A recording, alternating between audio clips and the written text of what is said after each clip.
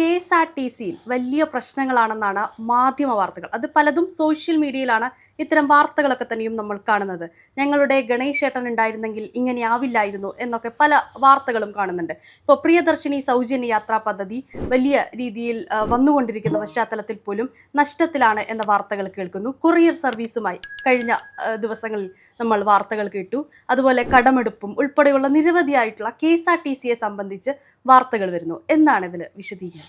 പണ്ട് ഈ cycle brand അഗർബത്തിക്ക് ഒരു പരസ്യം ഉണ്ടായിരുന്നു, ദൈവമില്ലെങ്കിൽ ആര് തേങ്ങയിൽ വെള്ളം നിറയ്ക്കും എന്ന് പറയുന്ന പോലെയാണ് ഇപ്പോൾ സോഷ്യൽ മീഡിയയിൽ ഒരു കൂട്ടം പെയ്ഡ് ക്യാമ്പയിൻ. അത് കാണുമ്പോൾ തന്നെ അറിയാം ഇത് പെയ്ഡ് ക്യാമ്പയിൻ ആണ് എന്നുള്ളത്. KB ഗണേഷ് കുമാർ ആയിരുന്നു KSRTC ഇപ്പോൾ ഭരിച്ചിരുന്നതെങ്കിൽ നിങ്ങളുടെ അഭിപ്രായം രേഖപ്പെടുത്തുക. ഗണേശ് ഏട്ടൻ തുടങ്ങി വെച്ച കൊറിയർ സർവീസ് നിർത്തിയ KSRTC നശിപ്പിക്കുന്ന UDF സർക്കാർ നിങ്ങൾ അഭിപ്രായം പറയുക. ഗണേശ് ഏട്ടൻ കോടികൾ മുടക്കി മേടിച്ച 2 ബസ്സുകൾ ഓടാതെ കിടക്കുന്നതിൽ നിങ്ങൾ അഭിപ്രായം പറയുക. തുടങ്ങി അങ്ങോട്ട് ഗണേശ് ഏട്ടൻ ഉണ്ടായിരുന്നെങ്കിൽ ഏതാണ്ട് KSRTC ഇന്ന് ഇന്ത്യൻ എയർലൈൻസിനേക്കാൾ വലിയ, ഒരുപക്ഷെ കേരള എയർലൈൻസ് പോലും KSRTC തുടങ്ങിയതിനായിരുന്നു എന്ന നെഗറ്റീവിലാണ് പല സോഷ്യൽ മീഡിയ പേജുകളും ഇങ്ങനെ കണ്ടന്റുകൾ ചമച്ചു വിട്ടുകൊണ്ടിരിക്കുന്നത്. എന്താണ് സത്യം? നോക്കൂ, KSRTC എന്ന് പറയുന്നത് എപ്പോഴും ഒരു വെള്ളാനയാണ്. നമുക്കറിയാം, ഏത് സർക്കാർ ഭരിച്ചാലും KSRTC ഒരു ബാധ്യതയായി മാറാറുണ്ട്. പക്ഷെ KB ഗണേഷ് കുമാർ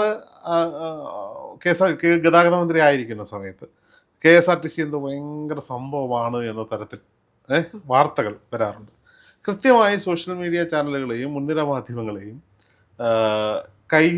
കയ്യിലെടുത്തുകൊണ്ട് മുന്നോട്ട് പോകാൻ അറിയാവുന്ന ഒരാളാണ് KB ഗണേഷ് കുമാർ. കാരണം ഈ KB ഗണേഷ് കുമാർ പറയുന്നതൊക്കെ സംസാരിക്കാൻ അറിയാവുന്ന ഒരാളാണ്. ആടിനെ പട്ടിയാക്കാനും പട്ടിയെ പൂച്ചയാക്കാനും പൂച്ചയെ പശുവാക്കാനും പശുവിനെ ആനയാക്കാനും ആനയെ വേണമെങ്കിൽ കാളയാക്കാനും അറിയാവുന്ന ആളാണ് KB ഗണേഷ് കുമാർ. പുള്ളി ചില നരേറ്റീവുകൾ ഉണ്ടാക്കും. ഈ നരേറ്റീവുകളൊക്കെ പ്രത്യേകിച്ച് ഇയാളുടെ ഒരു സിനിമ നടനായതുകൊണ്ടും ഇയാളുടെ ഒരു അരബാലകൃഷ്ണനുള്ള സ്റ്റൈലിലുള്ള സംസാരമൊക്കെ ആളുകൾക്ക് കണ്ടിരിക്കാൻ ഭയങ്കര ഇഷ്ടമാണ്. അതുകൊണ്ട് തന്നെ ഈ കൊട്ടാരക്കര പത്തനാപുരം മേഖലകളിൽ കിടക്കുന്ന ഓൺലൈൻ ചാനലുകാരെല്ലാം ഈ ഗണേഷ് കുമാർ എവിടെ ഉണ്ടോ അവിടെ പോയിട്ട് ബൈറ്റൊക്കെ എടുത്തിട്ട്, കാരണം ഈ കണ്ടന്റുകൾ ഓടും. അല്ലാതെ ഇയാൾ 10 പൈസയും ഈ പ്രിയപ്പെട്ട എൻ്റെ മാധ്യമ സുഹൃത്തുക്കൾക്ക് കൊടുക്കാറില്ല എന്നുള്ളത് ഈ മേഖലയിൽ നിൽക്കുന്ന എല്ലാവർക്കും അറിയുള്ളതാണ്. പലരും പറയും ഇയാൾ പൈസ കൊടുത്തിട്ടല്ലോ, അല്ല, 10 പൈസയും മുടക്കൂല. ഈ പാവങ്ങൾ ഈ കണ്ടന്റ് ഓടുന്നത് കൊണ്ട് എന്തെങ്കിലും കിട്ടുമ്പോൾ ഓടിപ്പോയി ഇയാളുടെ വീഡിയോ എടുത്ത് ഇടുന്നതാണ്. അപ്പോൾ സ്വാഭാവികമായിട്ടും ഈ പുള്ളി ആദ്യം മന്ത്രിയായി വരുന്നു. ആദ്യ തവണ മന്ത്രിയായി വരുന്ന ചരിത്രമൊക്കെ നമുക്കറിയാം. R ബാലകൃഷ്ണപിള്ളയ്ക്ക് മത്സരിക്കാൻ പറ്റാത്തൊരു സാഹചര്യത്തിൽ ഇയാൾ ജയിച്ചു വരുമ്പോൾ തന്നെ മന്ത്രിയായി വരുന്നു. ആദ്യം തന്നെ ഇയാൾക്ക് ഈ ഗതാഗത വകുപ്പും വനം വകുപ്പും ഒക്കെ കൈകാര്യം ചെയ്യാനുള്ള സാഹചര്യം ഉണ്ടാകുന്നു. സ്പോർട്സ് കായിക വകുപ്പൊക്കെ അദ്ദേഹം കൈകാര്യം ചെയ്തിട്ടുണ്ട്. അപ്പോൾ ഈ പുള്ളി അന്ന് ചെയ്തത് എന്താ? ആ പുള്ളി കുറേ പുതിയ ബസ്സുകൾ നമ്മുടെ നാട്ടിലേക്ക് ഇറക്കി. അന്ന് ഹൈടെക് ബസ്സുകൾ. അന്ന് നമ്മൾ കണ്ടിരുന്ന 2 കണ്ണാടിയൊക്കെ ഉണ്ടായിരുന്ന, ഇപ്പം താങ്കൾക്കൊന്നും അത് ഓർമ്മയുണ്ടാവില്ല, ഞങ്ങളുടെയൊക്കെ ചെറുപ്പത്തിലുണ്ടായിരുന്ന 2 കണ്ണാടിയൊക്കെ ഉണ്ടായിരുന്ന അമ്മൂമ്മ ബസ്സുകളായിരുന്നു. ഈ അമ്മൂമ്മ ബസ്സുകൾക്കൊക്കെ രൂപമാറ്റമൊക്കെ കൊടുത്ത് അന്ന് സൂപ്പർ എക്സ്പ്രസ് എന്ന് പറയുന്ന ഒരു കളർ വണ്ടി മാത്രമാണ് പച്ച കളറിൽ ഓടിക്കൊണ്ടിരിക്കുന്നത്. ബാക്കി എല്ലാം ചുമപ്പും മഞ്ഞയും കോമ്പിനേഷനിലാണ് ഓടുക. മഞ്ഞ കളർ, പച്ച കളർ, ചുവന്ന കളർ, അങ്ങനെ വിവിധ കളറുകളിൽ ഹൈടെക് വണ്ടികൾ ഇറങ്ങി. ഈ ഹൈടെക് വണ്ടികളിൽ പലതും ബോഡി കെട്ടിയത് KSRTCയുടെ പുറത്തുള്ള വർക്ക്ഷോപ്പുകളാണ്. കുറേയൊക്കെ KSRTC കിട്ടി. അപ്പോൾ സ്വാഭാവികമായും എന്താ സംഭവിച്ചത്? അന്ന് ഈ നമ്മുടെ റോഡുകളൊന്നും ഇത്ര വികസിതമായ റോഡുകളൊന്നുമല്ല. അപ്പോൾ MC റോഡോ നാഷണൽ ഹൈവേ ഒക്കെയാണ് അത്രയും നല്ല റോഡ്. ഇടറോഡുകളിലൂടെയൊക്കെ ഈ വാഹനങ്ങൾ സർവീസ് ചെയ്യേണ്ടി വരുന്ന സമയത്ത് കട്ടറിലും കുഴിയിലും ഒക്കെ വീണിട്ട് ഇതിൻ്റെ ബമ്പർ പൊട്ടാനും ഫുട്പാത്ത് പൊട്ടാനും ഒക്കെ ചവിട്ടുപടി പൊട്ടാനും ഒക്കെ തുടങ്ങി. അപ്പോൾ സ്വാഭാവികമായിട്ട് പിന്നെ ഈ ഞങ്ങളുടെയൊക്കെ മലയോര മേഖലകളിലൊക്കെ റബ്ബറൊക്കെ ഇങ്ങനെ റോഡിലേക്ക് വളർന്നു വന്നിറങ്ങിയിരിക്കുന്ന സമയത്ത് ഈ വെട്ടിക്കളയുന്ന പരിപാടിയൊന്നുമില്ല. ഇതൊക്കെ വന്ന് അടിച്ചിട്ട് ഇതിൻ്റെ ചില്ലുകൾ പൊട്ടാനൊക്കെ തുടങ്ങി. എന്നിട്ട് പതുക്കെ ഇതിൻ്റെ ഷാസി പൊട്ടലൊക്കെ ആയിട്ട് ഈ ബസ്സുകളെല്ലാം അധിക കാലം കഴിയും മുമ്പ് തന്നെ ഇയാൾ ഇറങ്ങിപ്പോയ ഉടനെ തന്നെ വീണ്ടും ചുമപ്പും മഞ്ഞയും അടിച്ച് സാധാ ബസ്സായിട്ട് ഓടിക്കേണ്ടുന്ന ഒരു സാഹചര്യമുണ്ട്. കാരണം നമ്മുടെ നിരത്തുകൾക്ക് പറ്റുന്ന തരത്തിലായിരുന്നില്ല അതിൻ്റെ രൂപകൽപ്പന. കാണാൻ ഭംഗിയൊക്കെ ഉണ്ട്, സംഭവം രസമുണ്ടായിരുന്നു. അതിനുശേഷം ഇദ്ദേഹം കുട്ടി ഗണേശൻ എന്ന വിളിപ്പേരോടുകൂടി കുറേ മിനി ബസ്സുകൾ ഇറക്കി. സ്വാഭാവികമായിട്ടും നമ്മുടെ നാട്ടിൽ ഒരു വാഹനം വാങ്ങുക, ഇപ്പം ഞാനൊരു ബസ് വാങ്ങിയിരിക്കട്ടെ, ഒരു റൂട്ട് ബസ് വാങ്ങി. ഒരു ബസ്സിൻ്റെ കാലാവധി സർക്കാർ പറയുന്നത് തന്നെ എത്ര വർഷമാണ്? 15 വർഷക്കാലമാണ്. ഒരു വാഹനത്തിൻ്റെ ലൈഫ് എന്ന് പറയുന്നത് 15 വർഷക്കാലമാണ്. അപ്പോൾ 15 വർഷം ഈ വണ്ടി ഓടണം. നമ്മൾ കണ്ടിട്ടില്ലേ പല സ്കൂളുകളിലും 15-20 വർഷമായ വണ്ടികൾ ഓടുന്നത് നമ്മൾ കണ്ടിട്ടുണ്ട്. നമ്മുടെ നാട്ടിൽ ലോറിയും ടിപ്പറൊക്കെ ഉള്ള ആളുകളുടെ കയ്യിൽ 15-20 വർഷമായ ലോറിയും ടിപ്പറുകൾ ഓടുന്നുണ്ട്. നമ്മുടെ എറണാകുളത്ത് പോലും അത്രയും പഴക്കമുള്ള വാഹനങ്ങളുണ്ട്. ഇതെല്ലാ വർഷവും ഇവർ ടെസ്റ്റ് നടത്തുന്ന സമയത്ത് പെയിൻറ്റ് ചെയ്ത് പാച്ച് വർക്ക് ചെയ്ത് കുട്ടപ്പനാക്കി കൊണ്ടു നടക്കണം. പക്ഷേ ഈ കുട്ടി ഗണേശൻ വണ്ടികൾ എന്താ പറ്റിയെന്ന് വെച്ചാൽ ഇത് ഏഷ്യാൻ്റെയും ടാറ്റയുടെയും വണ്ടികളായിരുന്നു. ഉദ്ദേശം നല്ലതായിരുന്നു, ചെറിയ റോഡുകളിലൂടെ സർവീസ് നടത്തുക, സാധാരണക്കാർക്ക് ഈ വാഹനം എത്തിക്കുക. എന്താ സംഭവിച്ചതെന്ന് വെച്ചാൽ ഇതൊരു 5 വർഷക്കാലം പോലും ഈ വാഹനങ്ങൾ തികച്ചുകൊണ്ടില്ല. അവസാനം ഉണ്ടായിരുന്ന 1-2 വാഹനങ്ങൾ എവിടെയൊക്കെ വർക്ക്ഷോപ്പ് പോകാനായിട്ട് പോകുന്നുണ്ടെന്ന് തോന്നുന്നു. ബാക്കി വാഹനങ്ങൾ മുഴുവൻ കട്ടപ്പുറത്തായി. അപ്പോൾ ഇതൊക്കെ KSRTCക്ക് ഉണ്ടായ നഷ്ടങ്ങൾ വളരെ, ഇതാരും ചർച്ച ചെയ്യുന്നില്ല. ഇവരെല്ലാവരും ചർച്ച ചെയ്യുന്നത് ഞാനിനി ഈ വാഹനങ്ങൾ കൊടുത്താൽ ഇയാൾക്ക് കമ്മീഷൻ കിട്ടിയെന്നോ സ്പെയർ പാർട്സ് പർച്ചേസിൽ കമ്മീഷൻ കിട്ടിയെന്നോ ഒന്നും പറയാൻ ഞാൻ ആഗ്രഹിക്കുന്നത്. പണ്ട് മുതലേ കേട്ടുകേൾവിയുള്ള ഒന്നാണ് ഈ ആർ ബാലകൃഷ്ണനുള്ള മന്ത്രിയായാൽ ഗതാഗത വകുപ്പാണ്, മകൻ മന്ത്രിയായാലും ഗതാഗത വകുപ്പാണ്. ഇതിൻ്റെ കാരണം എന്ന് പറയുന്നത് ഇവർക്കൊരു ബസ് റൂട്ട് ഉണ്ടെന്നും അതിൻ്റെ പേര് ശരണ്യ മോട്ടോഴ്സ് എന്നാണെന്നും. ശരണ്യ മോട്ടോഴ്സ് എന്ന് പറഞ്ഞാൽ വലിയ സ്ഥാപനമായിരുന്നു. ഇപ്പം അദ്ദേഹത്തിന് ശരണ്യ മനോജിന് കുഴപ്പമൊന്നുമില്ലെങ്കിലും വാഹനങ്ങളൊക്കെ പലതും കട്ടപ്പുറത്താണ്. കാരണം പല പ്രതികാര നടപടികളുടെയും ഭാഗമായി ഇദ്ദേഹത്തിൻ്റെ വാഹനങ്ങളൊന്നും ഓടാതെ കിടക്കുക. അപ്പോൾ ഇങ്ങനെയൊക്കെയുള്ള കേട്ടുകേൾവികളുണ്ട്. പക്ഷേ അന്ന് ഇവരൊക്കെ ഒരുമിച്ചൊക്കെ ഒരു കുടുംബമായിട്ടൊക്കെ കഴിഞ്ഞ സമയത്ത് എന്തെങ്കിലുമൊക്കെ ഉണ്ടായിരുന്നോ എന്നുള്ളതൊന്നും നമുക്കറിയില്ല, അതൊന്നും പറയാൻ നമ്മൾ ആഗ്രഹിക്കുന്നില്ല. പക്ഷേ ഇപ്പോഴത്തെ പ്രശ്നം എന്താ, 25 വർഷക്കാലം MLA ആയിരുന്ന, അതിൽ തന്നെ പല തവണകളായി ഇടതുപക്ഷത്തിനൊപ്പം വലതുപക്ഷത്തിനൊപ്പം മന്ത്രിയായിരുന്ന പത്തനാപുരം എൻ്റെ കുടുംബ സ്വത്താണെന്നും പത്തനാപുരത്ത് ഞാനില്ലെങ്കിൽ പത്തനാപുരത്തെ ജനങ്ങൾക്ക് ഉറക്കം വരില്ല എന്നും വിചാരിച്ച് നടന്ന ഇയാളെ ജനം അങ്ങ് തോപ്പിച്ചു. പത്തനാപുരത്ത് ജനം അങ്ങ് തോപ്പിച്ചു കഴിഞ്ഞിട്ട് ഇപ്പോൾ KSRTCക്കെതിരെ, ഇപ്പോൾ മാധ്യമങ്ങൾ ശ്രദ്ധിച്ചോളൂ, എല്ലാ ദിവസവും KSRTCക്കെതിരെ വാർത്തകളാണ് UDF സർക്കാരിൻ്റെ കാലഘട്ടത്തിൽ. മറ്റേത് KSRTCയിൽ 1-ാം തീയതി ശമ്പളം കൊടുത്തു, വാർത്തയാണ്.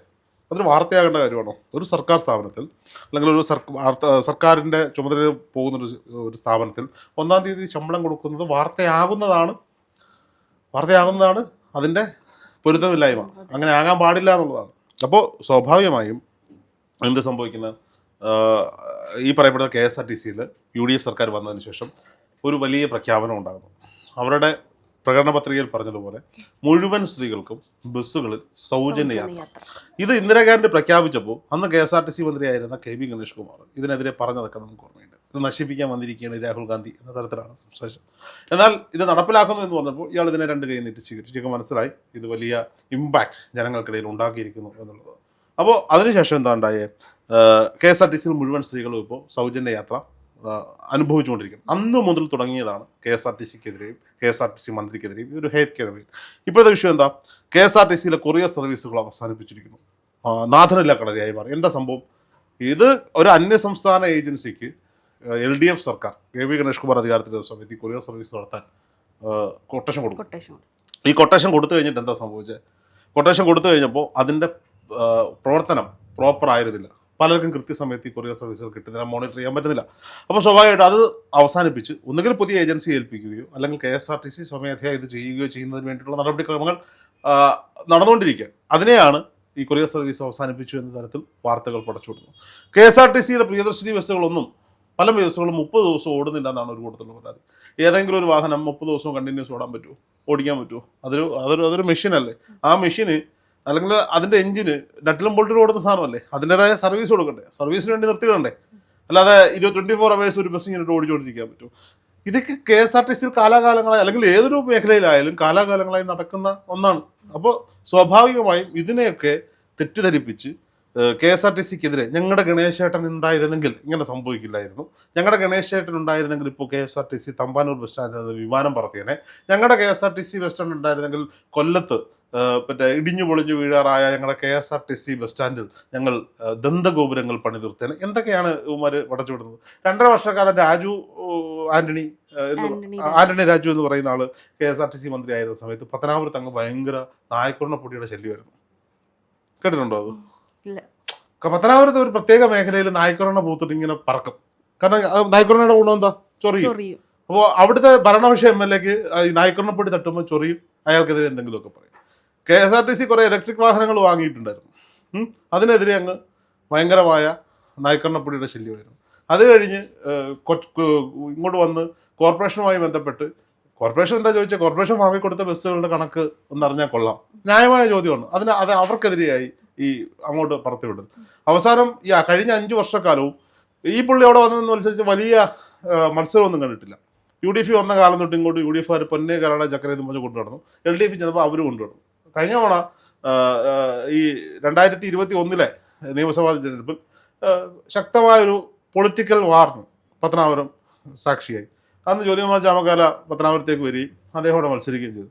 ഇദ്ദേഹം 25,000-ന് 30,000 കൊണ്ട് ജയിച്ചുകൊണ്ടിരുന്ന ഇയാളുടെ ഭൂരിപക്ഷം 14,000 കുറഞ്ഞു. അന്ന് തുടങ്ങിയതാണ് ചാമക്കാലയ്ക്കെതിരെയുള്ള വ്യക്തിപരമായ ആക്ഷേപങ്ങൾ. എന്തൊക്കെയാണ് പറഞ്ഞത്? അദ്ദേഹം ഈ ചാമക്കാലയുടെ ഒരു ഗുണം, പുള്ളി സാധാരണക്കാരൻ്റെ വീട്ടിലും രാവിലെ ചായക്കടയിലും പിന്നെ കാട്ടിൻ്റെ ഇടയിലും എവിടെ നോക്കിയാലും ഈ പുള്ളിയെ കാണും. പുള്ളിക്ക് അങ്ങനെ യാത്ര ചെയ്യാൻ, ഈ മണ്ഡലത്തിൽ മാത്രമായിട്ട് യാത്ര ചെയ്യാൻ ഒരു വണ്ടിയും പുറത്ത് യാത്ര ചെയ്യാൻ കോടികളുടെ വണ്ടിയും അങ്ങനെയൊന്നും ഉള്ള ആളൊന്നുമല്ല. പുള്ളിയുടെ വണ്ടിയും പുള്ളിയുടെ ആളുകളുമായിട്ട് പുള്ളി ആന ഇറങ്ങുന്നിടത്തും പുലി ഇറങ്ങുന്നിടത്തും കർഷക തൊഴിലാളി മരിക്കുന്നിടത്തും കശുവണ്ടി തൊഴിലാളി മരിക്കുന്നിടത്തും, അല്ലാതെ ഇന്തോനേഷ്യയിലെ കച്ചവടക്കാരൻ മരിക്കുമ്പോൾ അയാളുടെ ചരമക്കാട്ടിൻ്റെ അടിയിൽ മരുമകൻ്റെ പേര് KV ഗണേഷ്കുമാർ എന്ന് എഴുതാൻ ജ്യോതികുമാർ ചാമക്കാല പോകാറില്ല. അയാൾ സാധാരണക്കാരനുമായിട്ട് ബന്ധപ്പെട്ട് അവിടെ നടക്കുകയാണ്. അപ്പോൾ ഈ കഴിഞ്ഞ 5 വർഷക്കാലം പുള്ളി മരണ വീടുകളിലൊക്കെ പോയി ഇയാളെ വിളിച്ചത് ശവപ്പെട്ടി കച്ചവടക്കാരൻ്റെ മനസ്സുമായിട്ട് നടക്കുന്ന ആളെന്നാണ്. ഒരു രാഷ്ട്രീയ നേതാവ്, ഒരു സാമൂഹ്യ പ്രവർത്തകൻ, ആളുകളുടെ പ്രവർത്തിക്കുന്ന ഒരാൾ മരണ വീടുകളിൽ പോകുന്നതിന് അങ്ങനെ വിളിക്കാൻ കൊള്ളാമോ? ഇല്ല. അപ്പോൾ സ്വാഭാവികമായിട്ടും ജ്യോതികുമാർ ചാമക്കാല അവിടെ 5 വർഷക്കാലം പ്രവർത്തിച്ചു. ജനം അദ്ദേഹത്തെ 2 കൈ നീട്ടി സ്വീകരിച്ചു. ഇപ്പം ഈ പുള്ളി അന്ന് ചോദിച്ച അന്ന് ഈ പല കാര്യങ്ങളിൽ ഇടപെടുമ്പോൾ, മണ്ഡലവുമായി ബന്ധപ്പെട്ട കാര്യങ്ങളിൽ ഇടപെടുമ്പോൾ ഗണേഷ് കുമാർ ഭയങ്കര ആക്ഷേപ സ്വരത്തിൽ ചോദിച്ചൊരു ചോദ്യമുണ്ട്. തോറ്റ MLA എന്നൊന്നുണ്ടോ? തോറ്റില്ല, ഇനി ഇയാൾക്ക് കയറി പോക്കൂടെ എന്നാണ് ചോദിച്ചത് ജ്യോതികുമാർ ചാമക്കാലയോട്. തിരിച്ച് ചാമക്കാല അത് ചോദിക്കാത്തത് ചാമക്കാലയുടെ മാന്യതയെന്നാണ്. ഇപ്പം നടക്കുകയാണ്.